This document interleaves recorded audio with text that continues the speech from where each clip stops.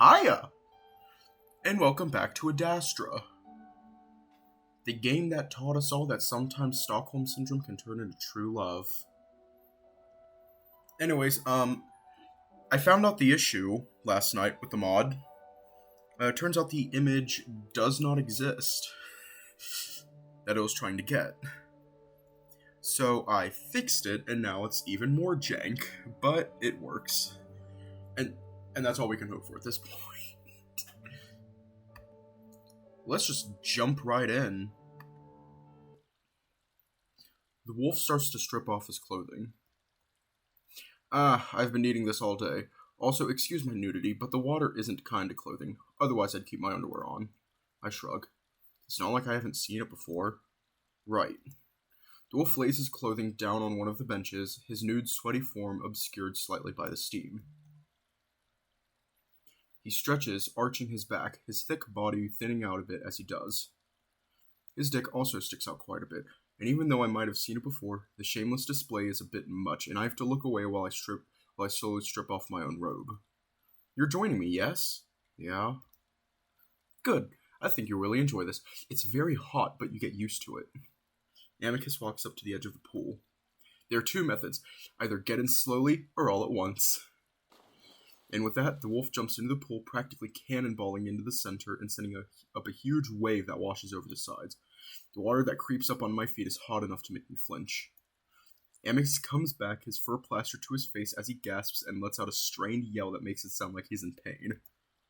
Ow, ow, ow, ow, ow, ow, ow. Are you alright? I woke up to the edge, feeling the hot water under my feet. Fine, just getting used to it. And now I am. Amicus grins up at me.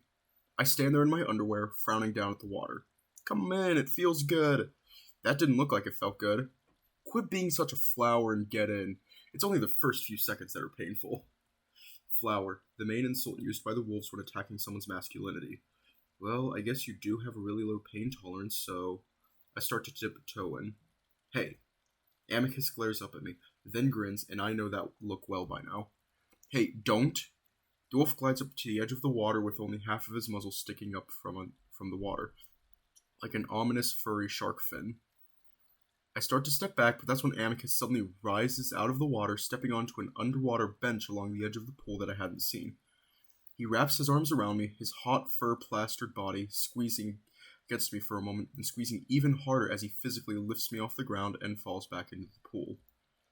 I only have a moment to try and fight the wolf off, uselessly pushing out his bulk before I'm plunged into the steaming hot water. For a moment, I wonder if I'm going to boil alive, but as soon as Amicus lets me go and my head breaks through the surface, I can already feel the sting wearing off into a pleasant warmth. I cough a few times, making a face at the salty-tasting water, spitting it out. See? Not so bad if you do it all at once. I spit out more water. Bad taste? Don't worry, it's just the minerals in the water. I shove a wave of water into Amicus's face, sending it right into his open mouth. He coughs and spits, choking on the water I'd forcibly slammed down his throat. You ass. The wolf paws the water out of his eyes, looking ready to try and splash me as well. He sees me also at the ready, though, hands up to my chest and ready to send another wave into his face. Well, that's enough roughhousing, I guess. Stuff like that is best left for the lake. Hey, you started it. Amicus ignores me, instead moving to sit on the other underwater bench. I do the same, sitting a foot away from the wolf, enveloping my face in the steam that rises off the water. Doesn't this feel good? Now that I'm actually paying attention to the sensation of the water, I have to agree. Heat seems to seep through my skin and into the muscle, sending a pleasant shiver up my spine even though I'm completely warm. Yeah. I need to do this more often. All of this official business nonsense is starting to weigh on my mental capacities. Is it really nonsense? For the most part, it really is. So much useless etiquette and protocol. Sometimes I completely understand what it is Cassius dislikes about the current way of things. What way of things? Oh, just the way politics work here. Just the way politics work. Never saying what we're actually thinking, using coded language. It slows things down. But I know that there's a reason for it. Keeps things civil and peaceful. Mostly. And Cassius would do away with that? He would do away with many things, current political protocol being one of them. It's one of the main reasons he's so popular. Well, you seem to kind of agree with it. Getting things done without all of that official business nonsense in the way could be a good thing. Amicus sinks lower into the water until it's up to his neck. Remember the story I just told you about Drusus and Mira? Yeah? Well, whether that story is true or not, he was the one that started the way we do things to this day. Before him, well, we had a string of populist emperors, and the results were not great from what I've heard. Honestly, I completely understand what it is that makes Cassius appealing to the people, and it's something that I sometimes want to do myself. The only thing holding me back is history. Time and time again, whenever a leader like Cassius has come around, it only results in a weak, isolated empire. Well, from what little I've heard, isn't that how it is now? Well, yes, but that's because we've never fully transitioned into an outward-looking and outreaching empire. Drusus started it, but it's taken us 10,000 years to get here. It was much worse back then, and that's what Cassius wants to go back to. I intend to take some of the final steps so that way we may join the other siblings on the journey to parenthood. Oh, so that's the goal for everyone? To become a parent? Yes, and to continue the spread of our culture beyond the galaxy. So what makes you a parent? When we can travel to other galaxies in a practical manner. Oh, so why not just use the stretch drive for that? It is not possible to harness enough power to use the stretch drive for such distances. The parents have a different method, but they haven't told us how, obviously. So are you close to doing it? To intergalactic travel? No. Is anyone? Well, there are rumors that the Chemians are on the verge of it. It wouldn't surprise me. It's assumed that they already know how to use their own stretch drive. This talk about the stretch drive reminds me of something. So, when I was out serving Cassius, Amicus growls softly in his throat as I remind him. Well, they were talking about stuff, about the stretch drive depletion, or whatever. Oh? Yeah, so apparently no one knows why your parents stopped talking to you guys, and Virginia was saying that you might never leave the star system again? Oh. I frown at him. Well, that was rather presumptuous of her.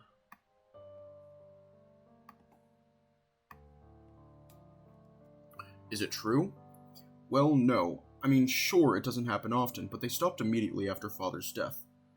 There's no other explanation than that our parent knew that there would be issues with the emperorship. The stretch in contact with our parent will be re-established once I become emperor. I promise you that, Marco. Amicus says it with his usual confidence, but that doesn't settle the anxiety in my stomach. I sigh in frustration, closing my eyes. Why is everything so complicated with you? What do you mean? If you just tell me the actual truth about everything that's going on, I wouldn't feel like I'm being hit over the head with something new every other day. Marco, stop worrying. I know things seem unsure, but it's only because of the precarious situation our empire is in right now. Once I become emperor, things will settle and we will figure out how to get you home. Amicus sits upon my shoulder and I turn to look at him, my expression probably still gloomy. I will get you home, Marco. That, I promise. And even if the stretch isn't immediately restored, I will find a way, even if it means making some sort of deal with another sibling, like the Chemians. Amicus frowns at his last statement. Still, that does set me at ease, and I place a hand on his paw. Thanks, Amicus. Amicus's very serious mood dissipates and his ears come up as he smiles. So you're feeling relaxed again? That is why we're here, you know. I smile. Yeah, I guess so. Good. We fall into a bit of silence then, and I lean my head against the ledge of the pool, letting the warmth take over my body. Makes me feel heavy and tired, but good. My head slips off the ledge a few times and I doze off a bit, each time waking up before my head can go into the water. Amicus notices the third time this happens. Sleepy? A little. Lean against me so that you don't make the bottom of the pool your new bed. I hesitate. Don't worry, we already share the same bed. Amicus stretches an arm over the ledge behind me, not even looking at me as he does. I get the weird feeling that I'm in a movie theater and my date just tried to casually rest his arm on the back of my chair. But my head feels even heavier than the rest of my body, so I give in, letting it rest against Amicus's massive bicep and shoulder. I close my eyes but then crack them open a bit just to look at Amicus. He seems to be trying to stifle a smile. We've had a few moments like these.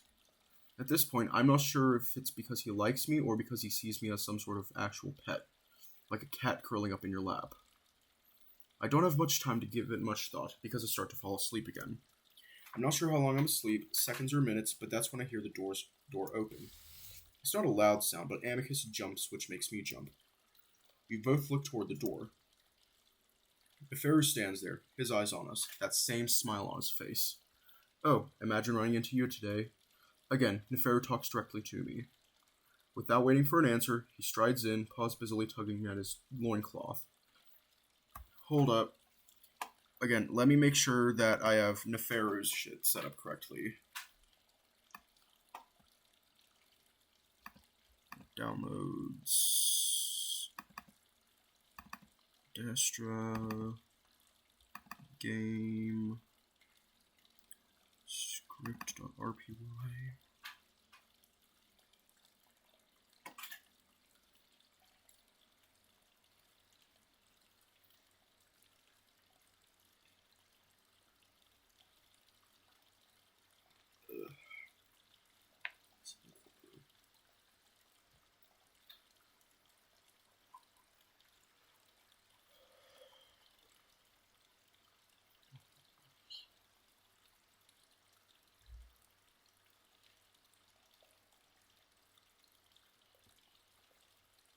Yep, it's all set up correctly. I'm sorry. I've come to the baths every day for the past week, but I've never encountered anyone. He strips off his loincloth, now only in his undergarments. I was beginning to think it was never put to use. He starts to unwrap said undergarments. I found that strange, considering how incredibly relaxing the water is. It's such a great way to clear the mind and meditate. He unwraps his underwear, the cloth tied in a way that looks much more complicated than my own. Not that I mind. I always enjoy good company and conversation. I have just enough time to notice the anatomical differences between Amicus and Nefario before I look away, feeling awkward staring at someone I barely know in the nude. I'm not sure who he's talking to either, whether he's moved on from me to Amicus or if he's still exclusively zeroed in on me. Either way, Amicus answers while I stare at the steamy water. I see. I also enjoy the baths. It's just that we tend to be so busy these days. Oh, I imagine. Nefario's voice gets closer behind me as he speaks, his soft footsteps barely audible. Ugh. Coding. Being adrift without an emperor can really hamper an empire. At this point, it sounds like Nefario is standing just over me, and I can only imagine what else is just over me. Amicus is craning his neck, looking up at the jackal. Well, we do have an emperor, just not the official one. Yet. Indeed. I hear a soft splash next to me, and out of the corner of my eye, I see one of the jackal's legs dip into the water to stand on the bench, followed by the other. Ah, that's nice. Took a rather long walk in the gardens today. I left my paws rather sore. This is a welcome reprieve. Amicus grunts next to me, then actually pulls me in a bit with his arm. Nefario then gently hops off the bench to submerge himself up to his neck. He lets out a soft, drawn-out sigh, his eyes closed before he pulls himself up onto the bench, right next to me. Amicus lets out a sigh of his own, though this one is much shorter and very annoyed-sounding. We don't have baths like this in our palace. I might request one, though, once I return home. Again, Amicus barely responds, letting out a half-hearted grunt. At this point, the wolf has his arm completely around me, practically pulling me into his chest. It's awkward, and we sit like that for a while, maybe about 5 minutes before Nefario finally speaks again. So, how long have you been here, Marco? I give a start, then look up at Amicus. One of his eyes twitch, but he gives me a short nod. 2 week. Again, I have to hold my breath to stop myself from laughing at my caveman speak. For some reason, it's incredibly hilarious even when the situation is totally serious. So you need permission to speak to me? I did not know that you were so strict with your slaves, Amicus. Amicus coughs in surprise. He's my pet, not a slave. Oh, maybe it's a lingual issue, but from what I've seen, that's very little difference.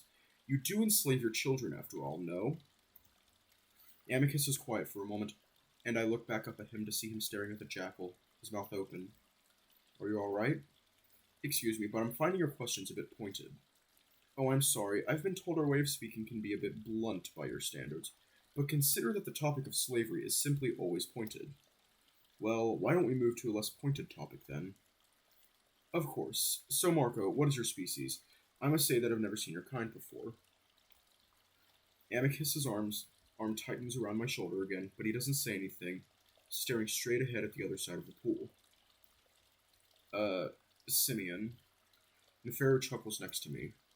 You know, you don't have to speak in such a simple way to me. I already know that you can converse well enough. I stiffen up, and Amicus jumps in for me. What are you talking about, Jackal? Oh, are we already jumping to informal language? Well, I'm simply referring to his intelligence, Wolf. I'm confused as to why he's downplaying it for me. He's gay. He's, he's gay. Well, I don't know how you know anything about him. Come, Marco, let's head back to my room. Amicus stands and pulls me up, but Nefario stands with us, reaching out for one of the white towels. That is why I'm trying to make conversation with him. But if he needs your permission to do anything, including speak, then maybe I should leave your slave alone? Amicus turns on the Chemian, not bothering to hide his anger anymore. He is not a slave. Please refrain from calling him as such. If he isn't, then he should be able to speak freely. He is able to speak freely, Jackal. Then I have to wonder why he asks your permission and stupefies his speech. It's all a bit odd, isn't it? Again, I don't know how you know anything about him. Alex told me. The Jackal grins, and I note that he's using Alex's shortened name. Amicus stares in surprise. So don't worry, Marco. You can speak without worrying about what I might learn. Nefario sits upon my shoulder, and Amicus's hackles raise. Gently but firmly, he reaches out to move Nefario's paw off my shoulder. Please, do not touch my pet. Oh, so he needs permission to be touched as well? Amicus steps sideways, partially blocking me from the Jackal's view. What is your concern with him, Nefario? I'm simply interested in intelligent species that I've never seen before, and, well... Nefario reaches out over Amicus's shoulder, touching my hair and rubbing it between two finger pads, similar to what Amicus sometimes does. He is fascinating. He is a fascinating look. I start to move my head away, but before I know it, Amicus has Nefario shoved up against the wall, one paw on his chest glaring into his face. I said not to touch him.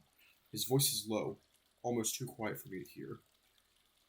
I want to jump in somehow, maybe push Amicus toward the door so we can just leave and not cause an interstellar incident, but they're both so big and intimidating. Oh, right, sorry, I keep forgetting that he's not a slave with the way you treat him, needing your permission for everything. He doesn't. I step forward then. Well, you need my permission. The statement just sort of slips out of my mouth, my irritation with the Jackal growing along with Amicus's. Nefario's eyes widen for just a moment before his smile returns. Ah, so it is true. I knew I saw intelligence in those eyes. Despite having a canine that's a good deal larger than him pinning him to the wall, Nefario seems quite calm. You know nothing of the way I treat him, and please do not call him a slave again. It is an affront to his actual status. Again, my apologies. He looks at me. May I touch you in a friendly manner in the future? A paw on the shoulder and embrace you. Chemians are always physically intimate. I stare at him. No. Amicus snorts with satisfaction, blowing back some fur on Nefario's face. Now kindly leave my pet alone in the future. He's very busy. Again, this language that implies that you own him.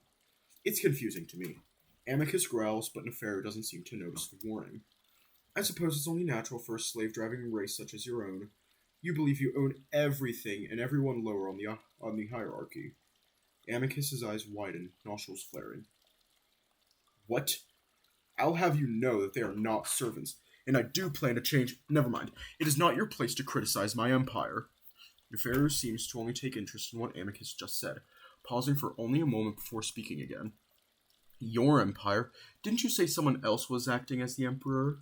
The empire belongs to all wolves, but I'll have you know that I will become the emperor, Jackal, and keeping that in mind, you should learn to hold your tongue if you want to establish an alliance. Ah, but does the empire belong to the servants that mine your natural resources across dozens of planets in our galaxy? What is your issue with me, or are you this rude to everyone you meet?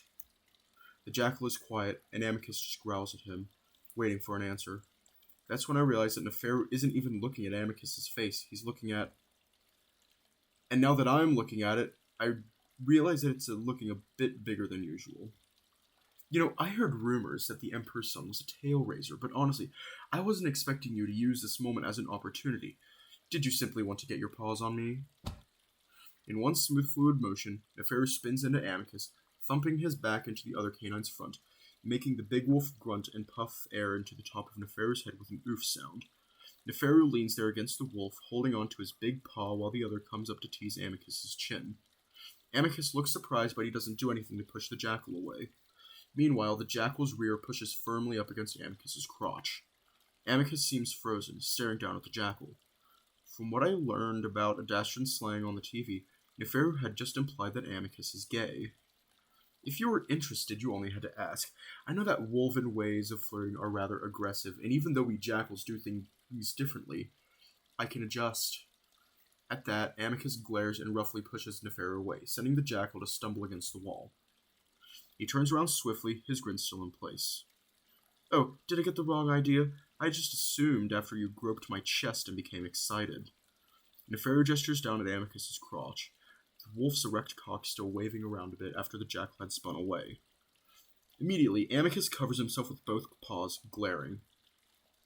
I did not, and you were the one to touch my pet without his permission. Amicus looks around for his underwear, snatching it up and beginning to tie it on. I quickly grab a towel and my robes, feeling completely confused as to what the hell just happened. Again, I thought he was your slave, but you're right. I should have asked for his permission. His fur was simply mesmerizing, so I forgot myself for a moment. Nefario turns to me and bows. Good day, Marco. I wish you luck in relieving your master's carnal desires. Nefario gestures at the fumbling wolf as he tries to tie on his underwear correctly. And to you, Amicus, again, if you're interested, you only need to let me know. Are you joking with me? Nefario is already striding off, grabbing up his own underwear and loincloth as he does, not even finished tying it on by the time he's walking out the door. We both stand there in silence for a bit, staring as the door slides shut. Then Amicus grabs up the rest of his clothes with a growl, turning to me. You alright? Yeah, of course. What? Come on. And then Amicus is walking off even faster than Nefario had. I quickly follow, not bothering to put on my robe since I'm still pretty wet. We walk down the hall, Amicus muttering under his breath the whole time. Unbelievable. Unbelievable. How would he have the nerve? Arrogant Kemian ass.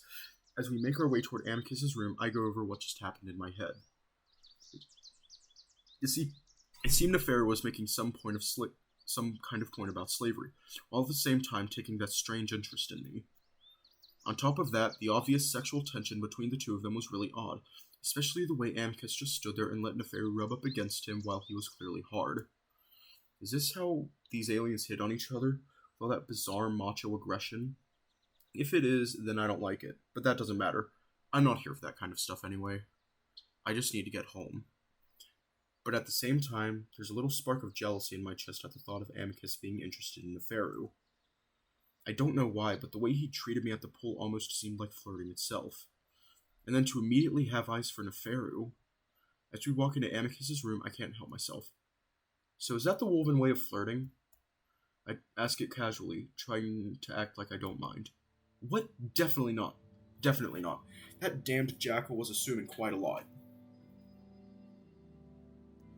I mean, I feel myself blush. You were getting kinda hard while you had him pinned against the wall. I mean, I'm not offended or anything, I'm just curious about the culture, if that's how you guys go about things here. Amicus sighs heavily. I suppose wolves have a reputation for being aggressive when it comes to courting a mate, but those days are long gone. The jackal was simply relying on dated stereotypes. Okay. I adjust my robe a bit, the cold air in the room seeping through my still wet underwear.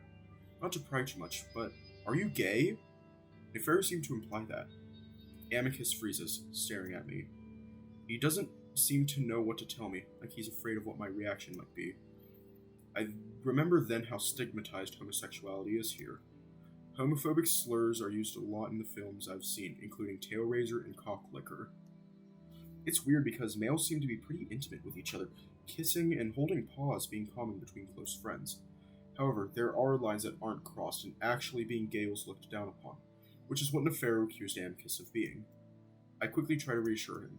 It's a fairly accepted thing on Earth these days, and I have no issue with it. If you are, you can tell me. Amicus goes on staring at me for a little while longer, then sighs.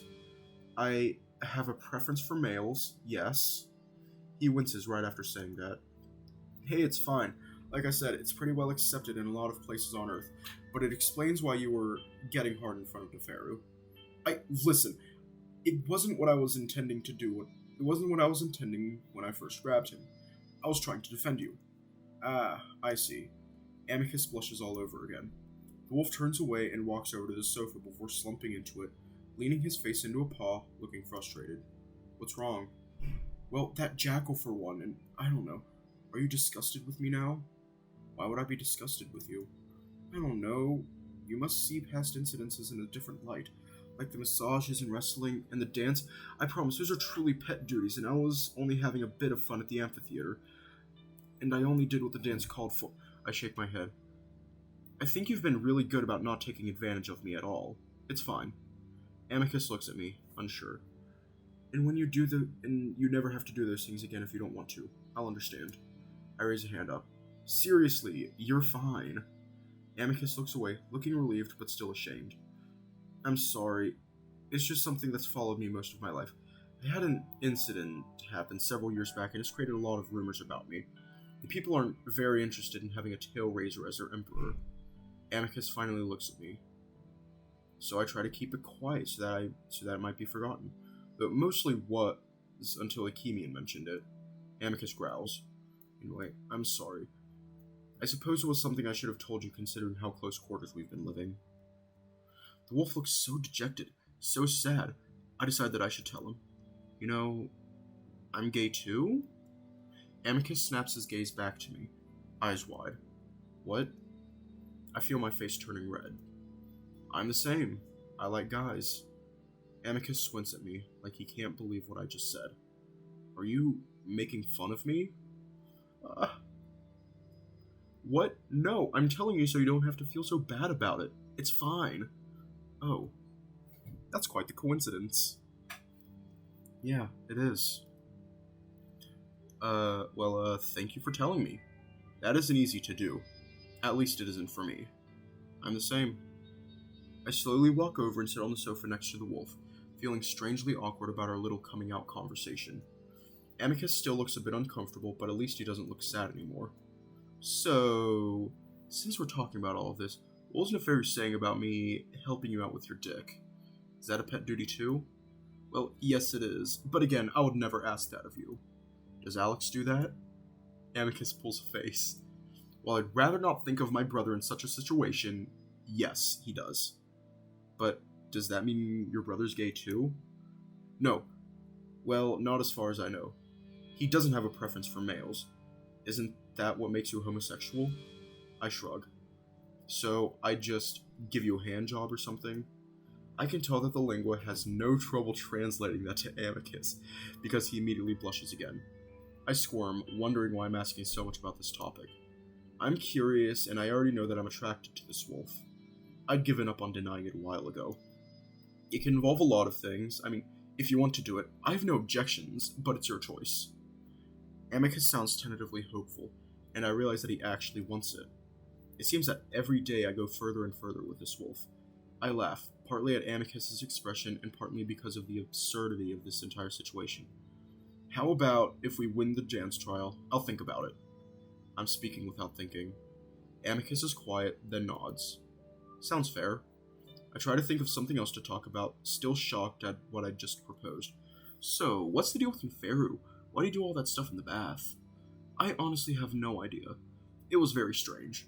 Do you think that's his way of furthering an alliance? Not if he has any common sense. I thought he was going to be friendly, considering he knows I'm open to the alliance. Unlike Cassius. I leaned back on the sofa, thinking. Maybe he was just feeling you out. Amicus smirks at that. You could say that. Anyway, I don't know how to feel about him. I'm thinking of just telling him that I'm not interested in the alliance unless they send someone that has more tact. Amicus glares at me. What do you think? What should we do? What should we tell him?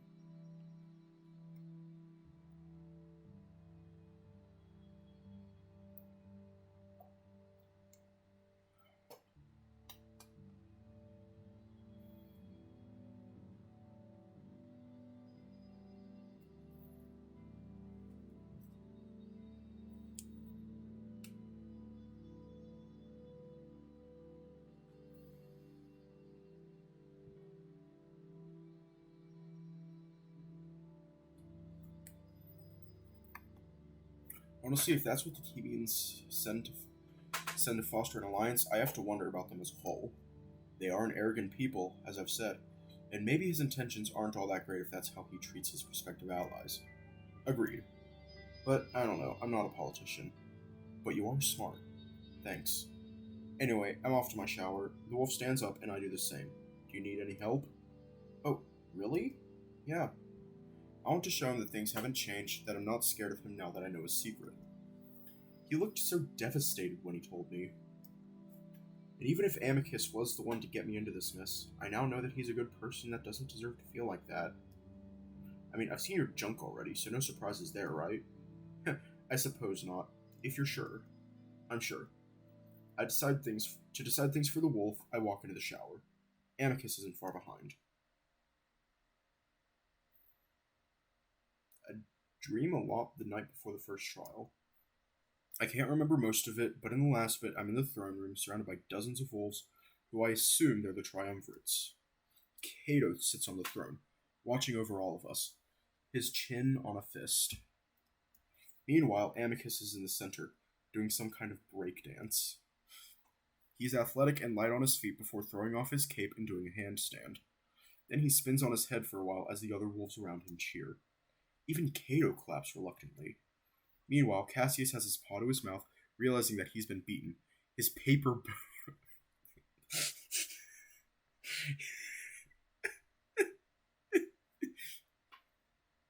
his paper bones incapable of withstanding such incredible moves. Then I wake up. I open my eyes and see the dark outline of the ceiling above me, the lights automatically coming on to a dim yellow glow. I hear Amicus' soft snoring next to me and look over, seeing that he's flat on his back, mouth open, and hugging one of his many pillows to his chest. Oh, my heart. My heart. I roll onto my back, feeling the anxiety of the upcoming trial return. After a while, I whisper up at the ceiling. Calm, what time is it? Calm whispers back. 1/2 past the first hour. So I have at least 3 hours left before I can get up and get ready. I close my eyes to try and get more sleep. It's hard though, mainly because my future could be determined today. Amicus told me that we really only need to win this trial to win the whole thing. Because if we win tomorrow, that means that Cassius will at least have to partake in the combat trial, if not outright lose if we win the second trial. And according to Amicus, Cassius has absolutely no chance in Pugnu combat, and he knows that. While he might still participate in the second trial, to save some face, he'd have to withdraw for the third, otherwise face outright humiliation. So if we win tomorrow, I'm almost guaranteed a way home. The thought that this whole fiasco could be over soon brings mixed feelings for me. While I'm going to be home when I get the chance, I can't help but feel a little sad at the idea of leaving Amicus in the palace. We're good friends at this point, and the thought that I might just get dropped off and never see him again? I sigh and listen to the wolves' rhythmic snores. They sound so soft and gentle that rather than keeping me awake, starts to lull me back to sleep. Cassius's paper bones. His paper bones. His bones are paper. And again, I find myself floating as that wide, vacuous conscience that seems to bleed over the boundaries of any sort of individuality. I don't panic this time. I'm used to the feeling, knowing that it's just a dream, that it will pass.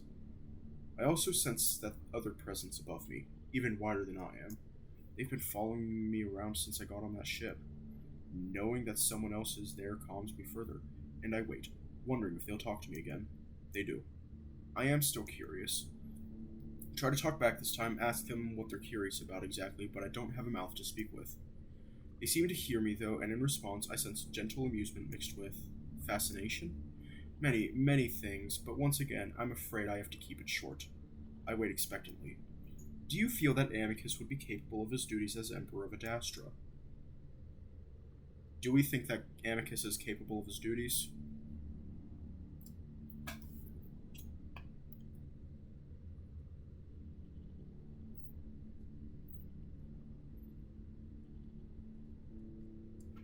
Water.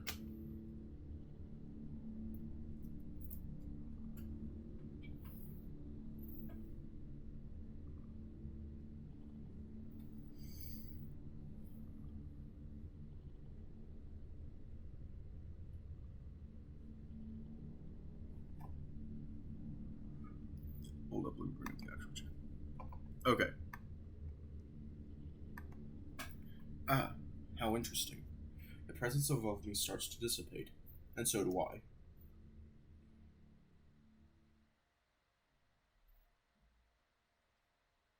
I'm standing awkwardly in the bathroom while another wolf moves busily around me, making short, clipped comments about my odd shape and tiny stature.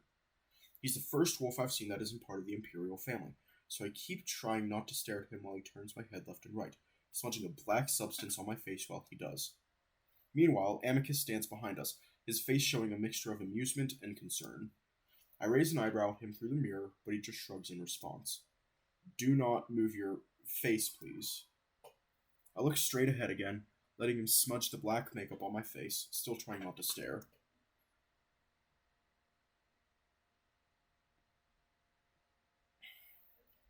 He's hunched and droopy, wearing some kind of monocle with flashing lights. Okay, why did I just picture that one Pete from like that Disney thing? Like a fancy Pete.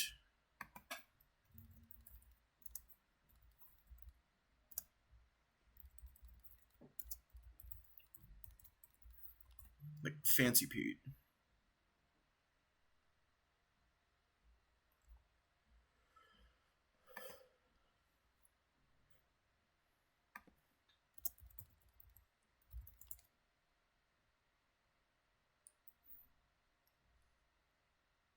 I don't know. There's like a Disney character, like I think it's Pete with like a monocle. Yeah. The lens sticks out every now and then with a mechanical droning sound as he examines his work. Also, I'm in a dress. There's no getting around it. I'm in a blue, tight-fitting gown that's covered in intricate gold designs. It's beautiful, no doubt, but I'm not really one for dresses, and I feel my face heating up with embarrassment every time I look into the mirror. So instead, I focus on staring at the wall or Amicus. So, why aren't you getting dressed up? Do not speak, please. Me? Well, I'm already dressed for the part. Well, I'm already dressed the part of the Emperor. Amicus fans out his cape with both paws. I start to roll my eyes, but stop myself before the wolf can yell at me again. I realize that he's painting black stripes on my face, and it immediately reminds me of tiger stripes. After that's done, he does the same to the exposed parts of my arms. Remember not to touch or itch at your face. Also, keep your arms away from your body unless you want to ruin the fabric with powder. The wolf finally steps back, giving a snort of approval before turning and stuffing his equipment into his bag. Thank you. You're welcome. And with that, the old wolf hurries out of the bathroom, leaving the two of us alone. I stand there a moment, staring at myself in the mirror, feeling like a circus attraction. I look awful. Amicus coughs and steps up quickly, resting upon my shoulder. You look very good, actually. Very elegant. I look up at the wolf and see him smiling at me. I don't know if he's just trying to make me feel better, but then again, I suppose wolves don't really have an idea of what human beauty standards are.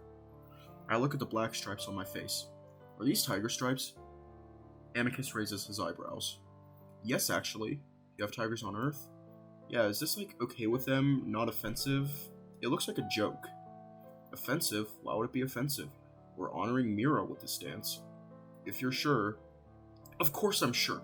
And you don't look like a joke. You look like a strong, beautiful Hindo tigress.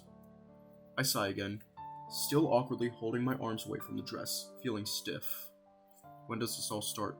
Well, for me in about 20 minutes, but for you, another hour or so. Alright, anything I should expect before it starts? Not much. The triumvirates will be watching through video link, so only Kato will be there to judge. Oh. So keep in mind that it will all be televised live for the rest of Adastra, so... Amicus sees the look on my face. Maybe I shouldn't have told you that. All of Adastra? Live? Don't worry, no one will actually be there in person, so just pretend, I guess. Why did you just tell me that? Well, I had planned on you watching the first half of the trial in the dining room. You'll know how everything is going until it's your turn. I swallow hard. I didn't mean to keep that from you. I just thought you might know this would be the case. The entire moon pays very close attention to these trials. He's right. I guess I sort of did assume that would be the case, but now that it's actually happening, I feel like I'm going to pass out. Maybe I'll get lucky and it'll happen when Mira dies during the dance. Listen, you'll be fine. We'll win this, and before you know it, I'll be Emperor and your problems will be over. Again, the idea of having my way home all but guaranteed in the next hour. It reminds me of the thoughts I'd had last night. So when I do get home, is that going to be the last time I'll see you? The corners of Amicus's mouth twitch down in a frown, but only for a moment before he smiles again. Well, I suppose it's up to you. With unlimited access to the stretch, I might be able to make visits every now and then. Would you like that? I don't even have to think about it. Yeah.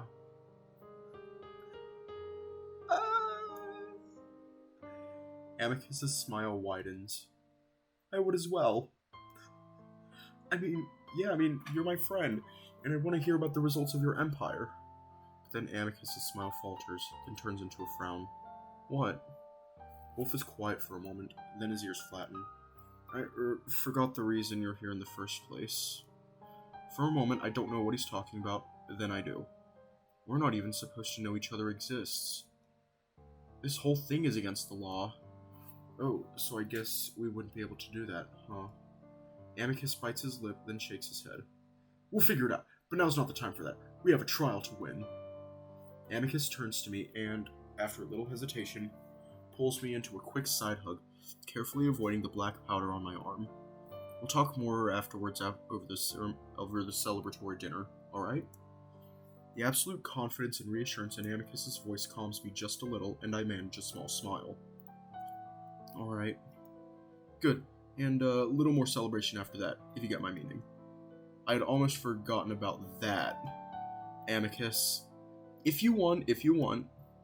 Amicus chuckles before his ears perk up, his personal calm talking to him in a quiet babbling sound. Alright, that's my cue. Head to the dining room if you'd like. Otherwise, Calm will tell you when to leave for the throne room. Alright? I nod, and Amicus gives me one last pat on the shoulder before turning away. Good luck. I know you're gonna do great. Amicus waves at me before walking out the door, leaving me alone to wait. I move to the bed and sit down, carefully resting my arms out to the side, wishing that they'd applied the makeup a little closer to the dance so I didn't have to walk around like a scarecrow. I realize pretty quickly that sitting here in silence is only making me more nervous, so I slowly get up, making my way to the main hall. As usual, the halls are empty. The only people living here are the Imperial siblings, Cato and Nefario. The old makeup wolf is the only other person that I've seen over the past 2.5 weeks that I've been here. It makes me think that I still want to see the city before I leave. If I leave. I block that thought from my brain, trying not to think of what might happen if these trials go poorly for us. Instead, I try to let the bright sunshine and the fresh morning air calm my nerves. Eventually, I make my way to the dining room, and when I look in, I see Alex sitting on one of the beds. His ears perk up as he sees me, eyes widening in surprise. Oh, hello, Marco. How are you? He stares at my face, then down at my costume. I feel myself turning red, and I desperately wish that I'd stayed in Amicus's room. I'm able to swallow the embarrassment down for now, though. I know Alex pretty well, after all. Where's your costume? At this point, I feel like I'm the only one being made to play dress-up.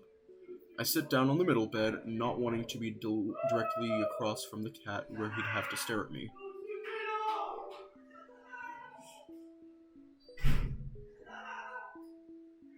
Sorry, my neighbors are assholes.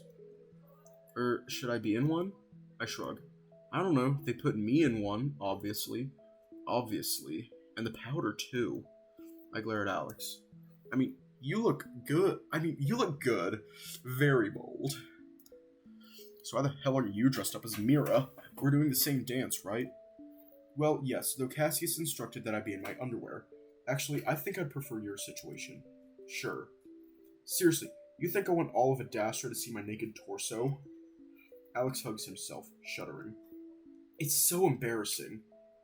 I sigh and sit back on the bed, only now noticing that Cassius is on the screen, playing some sort of brass instrument that looks to be vaguely in the shape of a French horn. It sounds nothing like one, though. The volume is low, but I can hear the raspy sputtering sound it's making. Not pleasant to my ear, but then the idea of what music and dance is seems to be very different from Earth. Well, I'd prefer being half naked, and if this is my introduction to the moon, why am I all covered up like this? I'm pretty sure they'd rather get a better look of what I actually look like. But as I'm I'm saying that I wonder if that's why Amicus had me so covered up. It just looks very good, actually. It's the makeup that surprises me. I suppose it's very Wolven to do something like that. I look at Alex, frowning. Wolven? Is this offensive? Maybe just a smidge, but not to the wolves, so you have nothing to worry about. The Hindos don't talk to Adastra anymore. Oh my god. I want to bury my face in my hands, but I can't with all the makeup on. On top of that, it's all starting to itch. This is so stupid. Alex chuckles. It really is. The wolves are so obsessed with spectacle and drama, which is why the trials are used instead of elections, or even just sound judgment from a council. Alex gestures up at one of the screens. It's an Adastran holiday right now, so everyone can watch this. Cassius has finished his little song, standing up and bowing. Along the right edge of the screen, 5 little boxes pop up, each one containing the faces of 3 wolves sitting solemnly side by side. Though, in a way, the people are having a role in choosing their emperor here, with their elected triumvirates making the decision, but then I don't understand why song and dance should apply. So why would Cassius and Amicus campaign if they're just going to be chosen through these trials? Well, if the decision isn't clear, then why not choose the wolf that has the most popularity with your people? It increases the chance of re-election. Amicus suddenly appears on screen, sitting down, a spotlight on him as he begins to blow into the same instrument. Again, that raspy blatting sound that would make me cringe if it were a human instrument at a human concert. I have no idea if he's better than Cassius or not. And general popularity is good to have anyway. A happy people is usually a more peaceful and easy to control society. So Amicus is at a disadvantage then? Unless he clearly outperforms Cassius. I sigh, watching as the wolf's cheek puff up each time he blows into his little horn. His eyes almost cross with effort. I guess you elect your officials? Yes. So does most of... I find myself almost saying the name of my planet again.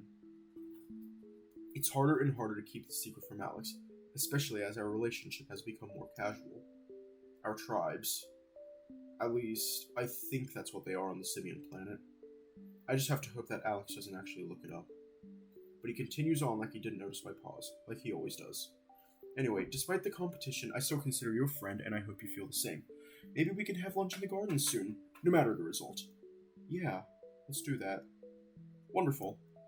We sit in silence for another 10 or so minutes, watching as Amicus finishes his horn playing. Then Cassius takes the spotlight again to begin singing. It's actually just howling. Cass's head leaned back, muzzle tipped toward the ceiling, looking just like a wolf on Earth as it howls to the moon. I think he's saying words, but I can't really understand, especially with the odd, high-pitched tone it has. Meanwhile, a little gauge pops up in the bottom screen, a needle going back and forth with the pitch of the howl. They want the indicator to stay in the middle. It represents better control over their song. It's short, only a few minutes before it's Amicus's turn, doing the same thing as Amicus, except his howl is deeper, fuller. A lot better, I think. I also think that the needle stays in the middle more often than it had for Cass, but I'm not sure. Towards the end of Amicus's song, Calm's voice crackles gently over our heads. Alex, Marco, the dance begins in 5 minutes. Please proceed to the throne room doors. My heart skips a beat as we both stand up, Alex leading the way to the hall. I wonder if he's nervous too. Even though he looks calm, his tail lashes back and forth as we walk. Don't try to talk to him, feeling like we're both a little preoccupied with our own thoughts right now. We get to the big double doors and wait side by side. Alex's paws are folded neatly in front of himself, so I do the same. I try to breathe evenly.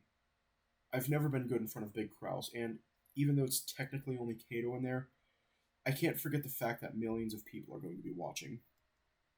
Dance trial begins in 5, 4, 3, 2. The doors slide open, and I find myself staring into a darkened throne room. The windows deeply tinted so that only a vague hint of sunlight comes through. I immediately see Amicus straight ahead of me, bathed in a bright spotlight. The same can be said for Cassius, about 10 meters to his right. Kato sits on the throne, just like in my dream. I also notice Virginia and Nefario sitting next to each other on one of the benches. That alone makes me even more nervous, but then a voice comes over the PA. Not Calm, but someone else, sounding old and frail. Presenting Pet Alexios from Moon Amorpha, and Pet Marco from Pet Simia. Amicus and Cassius reach out one paw, and Alex starts to walk forward on his toes, looking light and sophisticated. I quickly follow suit, trying to sort of mimic his walk. I'd never practiced my entrance with Amicus. I start to wonder if I'm even more underprepared than I thought I was. No time to think about that now.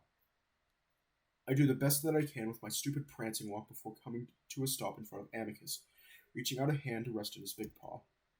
He smiles reassuringly down at me, and for some reason, his presence makes me a little less nervous than I had been while waiting alone for the trial to start. I can't speak English.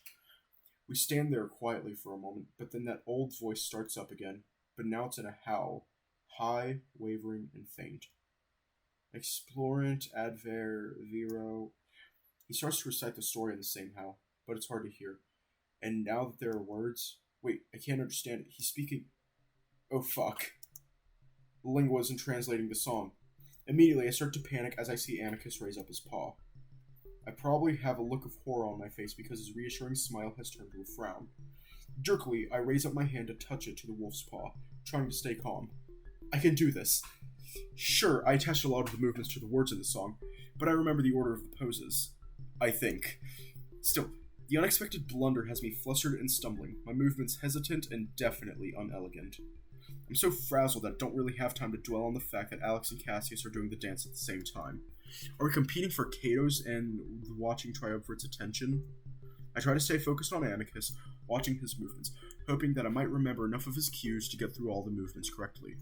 My falling apart must be affecting Amicus as well, his brow furrowed in confusion, his movements also becoming slower, more hesitant. Fuck. I think I feel sweat running down my face, probably turning my striped makeup into a streaked mess. Several times I'm caught staring at Amicus, unsure of what to do until I look over at Alex to see what he's doing. The cat looks totally in his element, stretched and elongating his body luxuriously in tandem with Cassius. The wolf isn't bad himself, taking the clear lead in the dance as he dips and sways with Alex's body. Meanwhile, I fumble around with Amicus, watching as the powder on my sweaty arms smears on his fur, leaving long black smudges on his chest and arms. Finally, we get to Mira's death, and I at least know that this is supposed to happen because I see Amicus reach out dramatically for me. This is the only moment in the entire dance that I feel confident in what I'm doing, and I put everything into my swoon. But so does Alex. Amicus is already next to me to catch me before I can start to fall, but Alex swoons while Cassius is still meters away from him, but the other wolf smoothly glides to his side to catch him.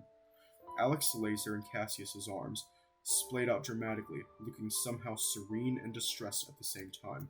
The spotlight almost makes the pair glitter, and even I feel like there's a good deal of chemistry between the two of them. There had been a small but definite hope on my end that Alex might help us out here, maybe throw the dance in our favor with a fall or stumble, but it looks like he's putting everything into the performance. Cassius, despite his reputation of being weak, looks strong and confident, easily supporting Alex's weight as the cat dips further toward the ground. At the same time, the wolf's howl reaches a new pitch, the climax of the story, and that's when Alex turns his head to Cassius for a deep, passionate kiss. Even though Mira's supposed to be gone at this point, Alex reaches up to caress Cassius's face, pulling him in deeper. Meanwhile, their bodies press closely together, Cassius very clearly grinding his hips against the cat's, the paw that's not supporting Alex instead running up his thigh, before dipping under Alex's underwear, pushing it up until most of the cat's thigh is showing. And they just writhe against each other like that, as if caught in the throes of passion, the movements of their muzzles telling me that a lot is going on past those lips. The entire act stuns me, almost making me forget about the disaster that our own dance had been. Cassius turns, carrying Alex with him as he faces them in the other direction, never breaking the kiss. In fact, their groping and grinding getting even more intense. He's giving everyone a good view of what's happening. If the whole idea of the dance is to capture attention and make the story and feelings believable, well, I believe them. In fact, I believe there's a lot more going on between the two than I'd originally thought. That might explain why Alex wouldn't want to hurt Cassius's chances of being emperor. Maybe my hopes that Alex would help us were completely naive. That's when I'm suddenly snapped back to reality as I hear Amicus grunt above me.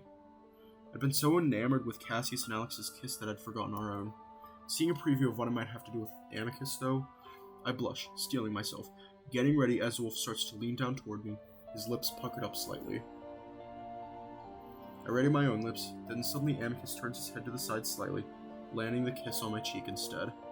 It's soft and fleeting, and before I know it, Amicus is pulled back before gently lowering me to the cold marble below. I recognize the word Adastra in the howl before everything goes quiet. I hear Alex getting up just a few feet away, so I do the same, Amicus quickly hurrying over to help me up in my dress. It's only then that I see the various drones floating around above us, the attached lenses making me realize that they're cameras. I quickly duck my head, not wanting the people to see the smeared, offensive makeup on my face. Amicus holds me close to his side, not saying anything, thankfully. Cassius continues to look straight ahead, and I can see Alex glancing at us, looking confused. Then calms voice. The triumvirates have made their decision. Lupus, Cassius. Adrote, Cassius. Lux, Cassius. Gebi, Cassius. Tricelli, Cassius. Adastra? The camera drones swivel to focus on Cato. He shifts on his throne before grunting out his answer. Cassius. The trial has been decided. Cassius is the victor. There's a moment of stunned silence, then the windows untint and the camera drones lazily drift away up into some ceiling compartment. I'm left standing there, looking around at the others. Cato is walking down the steps from the throne in the direction of Cassius. Meanwhile, Virginia is whispering to Nefario behind a fan she's casually waving in her face. Cassius is petting Alexios' head, murmuring to him under his breath. Finally, Amicus stands awkwardly to my side, not even looking at me, his paws behind his back and his eyes on Cato. I suddenly realize again how stupid I look. Can I go change? I mumble to Amicus, keeping my voice low like everyone else, as if we're in a library or something. I'm sure. Do you want... I don't let him finish. I'm walking as fast as I can to the double doors, knowing that everyone's eyes are on my back as I pause to touch the black panel. Once I'm in the main hall, I'm able to breathe a little easier, starting to feel the anger coming up through the absolute humiliation. I don't know exactly what I'm angry at. Not even Amicus, even though he maybe should have had an idea that howls don't translate. Not Cato or the Triumvirates. They made the right decision. I'd been a complete disaster out there. I guess I'm just mad at this whole system, that the responsibility of getting home rests on me just as much as the guy that got me here in the first place. This isn't fair. So I guess I'm pissed at Amicus in a way, but the anger is a lot broader than that. I'm angry at the entire situation. I go straight to the bathroom, roughly trying to yank off the stupid dress. It's tight around my neck, and I spend the next minute doing an awkward dance trying to find the buttons on the back so that I can loosen it. Eventually, I just rip it off before wiggling out of the dress, feeling a little guilty only after I see the beautiful fabric crumpled up on the ground. I stand there, breathing heavily, sweaty, and hot. I look in the mirror, and I'm a little surprised to see the makeup still mostly intact on my face. Which reminds me, I'm also pissed that the first time I get paraded out to the public, it's in a racist costume and makeup.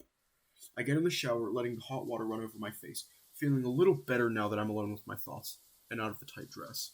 Still, my mood is a bit dark. I guess now I can actually start to consider that I might be living here forever. While my mind initially rejects the idea, I guess it's not the worst fate. I'll at least be living in a palace with Amicus, and I know he'd take care of me. At least I think he would. Maybe this whole pet thing is temporary.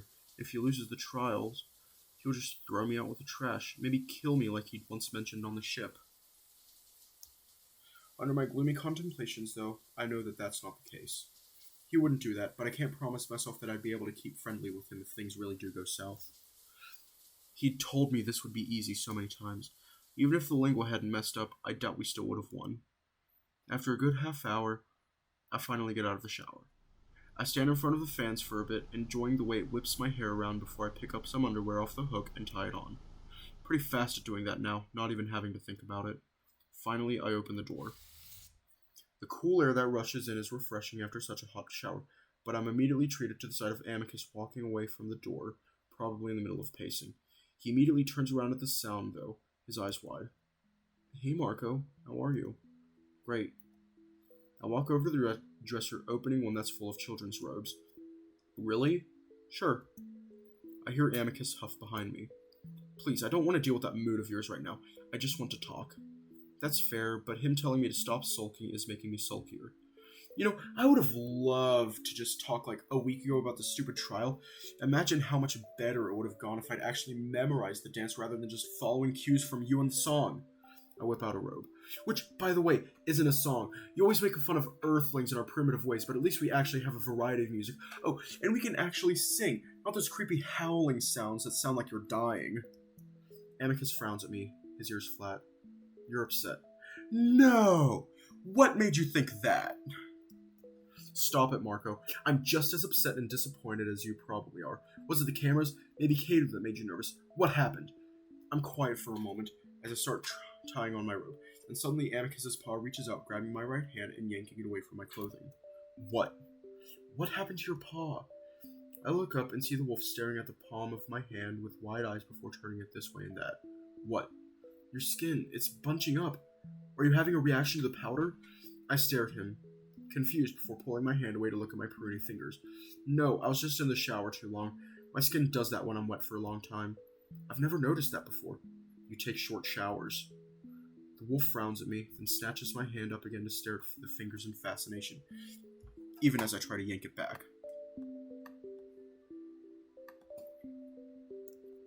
At that point, I feel my mood about to take a turn in one of two directions, either exploding at Amicus with frustration and anger over everything, or just laughing.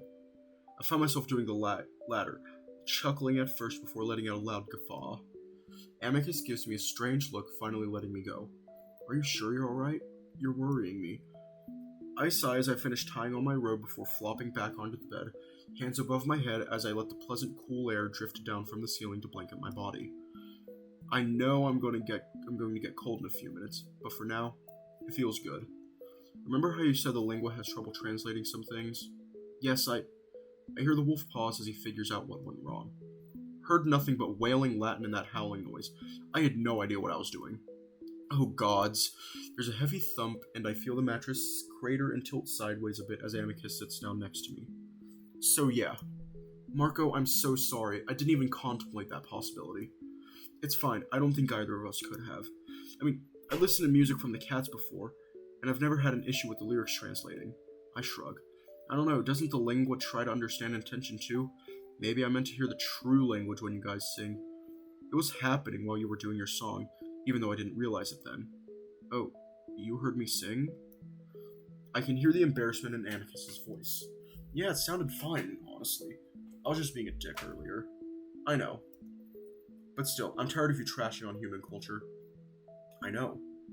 And I knew that makeup was offensive, by the way. You looked like an idiot for all of Adastra to see. You looked good. I turned my head toward the wolf.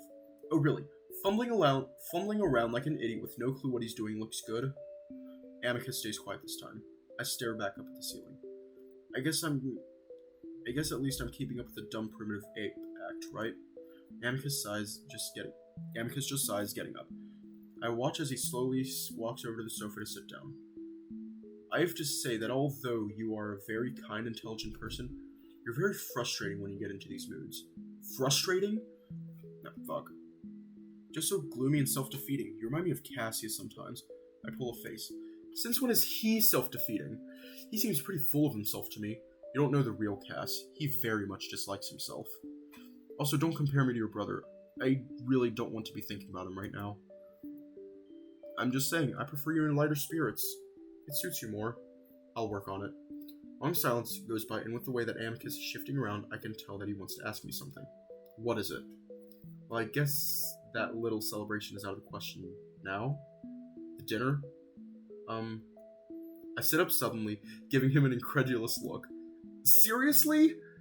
Whoa. I was just kidding. We just lost the trial. You're one trial away from losing the emperorship, and you're seriously thinking about that? I was just having a bit of fun. No, you want a pity handy. It's not like I need you to do it. I can get the job done myself. Then do it. I will. Amicus sits there huffily, not making eye contact. I sigh, remembering what the wolf had said about improving my mood. I often criticize Amicus for his tantrums, reminding him that it won't help us to sulk. It's kind of hypocritical that I don't hold myself to the same standards. I'm sorry, I've just got a lot on my mind, obviously. Listen, I know this went much differently than what we had planned, but I will certainly win the next trial. I've debated Cassius many times before. Do I have to do anything other than watch? No. When is it? 2 weeks from now. You'd better win. I will. I sigh again, realizing that the knot I've had in my stomach the past few weeks has a bit longer to stick around. And I make a jacking motion in the air. Later on. I'm just not in the right state of mind right now. I understand. It was too early to make light of things, though, maybe we could do something else that would make us both feel better. Something else? Yes, like I could just hold you. My heart. My big gay heart. Amicus's voice gets uncharacteristically high on the last word. Hold me. I repeat his words. Why would you want to do that? Well, companionship is part of pet duties, and holding or embracing is often how it is expressed. It might also be comforting to you considering how stressful the past few hours have been. Again, that hopeful look, and again, I actually feel bad for him. How lonely do you have to be to just want to cuddle someone? But at the same time, I want to. I might not want to admit it, but I've been lonely these past 3 weeks, emotionally and physically. Also, I've really liked our short hugs, so a longer one? Trying not to look too eager myself, I sigh and stand up. Amicus's ears immediately perk up in happy surprise. He leans back, legs together, waiting as I walk up to him. Do you... I sit down in his lap, a little awkward at first as I wobble around, then finally settle on turning sideways, knees drawn up as I lean my shoulder against his chest. Amicus pauses, then wraps his arms around me. Despite the awkward start, I'm amazed at the way I just sort of fit against the curve of his body. His big furry arms envelop me, and I feel the muscles tighten briefly before relaxing. His soft stomach cushions against my side, making it feel as if I'm leaning against a big, furry, but firm waterbed. His chest is broad and thick, propping my head up comfortably as he scoots his butt out a bit to help us better recline. Then he tucks my head under his chin, and just like that, I'm surrounded by warmth, the cold that had started to bite at my bare skin dissipating immediately. I feel a little thrill in my chest at the feeling of having this wolf, so large and powerful, hug and cuddle me so gently. Something about that is nice. Amicus just holds me in silence for a while, and I feel his paws shift around a bit, like he's kneading through the robe to the skin on my back. Finally, his deep voice mumbles through his chest and against my ear. Is this alright? Yeah, this is fine. I blush, embarrassed at how much I'm enjoying this. Originally, I just wanted to make him feel better, but he was right about this making me feel better. Amicus rubs his chin down against the top of my head, and I hear him inhale. I suppose this isn't a normal thing to do on Earth? Well, it is if you're dating someone. It's not a usual thing with friends, though. Amicus paws at me a bit more, making those tiny movements as if he's trying to feel me as much as possible without being obvious about it. What is dating on your planet? I shrug, though it's hard to do against the wolf's tight embrace. Just asking someone you like out on a date. Basically, it just means that you like the person and you want to know more about them, and dating helps you do that. Sounds fairly casual. So how does one initiate dating? I don't know, just ask them. Give them flowers if you're old-fashioned. But it is pretty casual, honestly.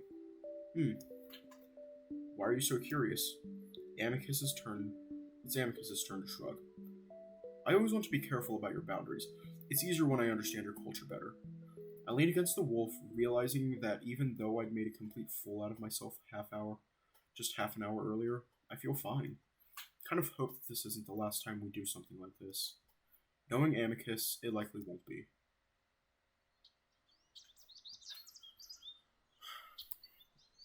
We're gonna leave off here.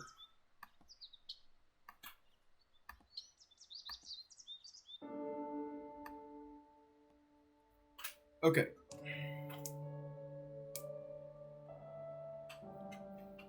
I swear, it's getting to parts that my heart can't handle. But we'll get through it. Anyways, stay safe. Have a good night.